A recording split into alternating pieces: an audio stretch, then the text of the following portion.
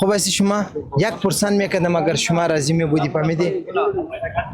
چه چنلی تو بس چه لولو او بله 1% میکنم. نه چیزی ندارم که چی میکنی. یک از عملی که شما میبینید افغانستان عمل زلزله شده 3 تا ولایت را بسیار مردم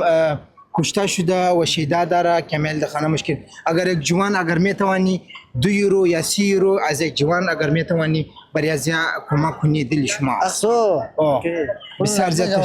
او دل شما است مقصد. سایکو وره. گوره دایسی توانان گوره. اوپس. دازوانان چی دی زیاتر یا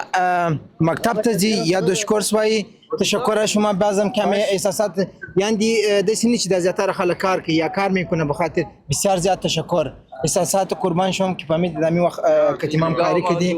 تشکر شما تشکر سال 20 دور را دمی گروپ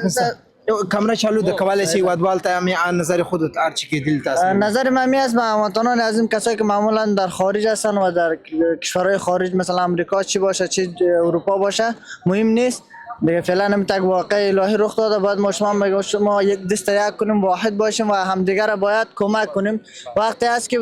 هموطنان ما شما بیشتر به کمک ما شما لازم داره دیگه می گفتنی ما بود دیگه جور موفق باشید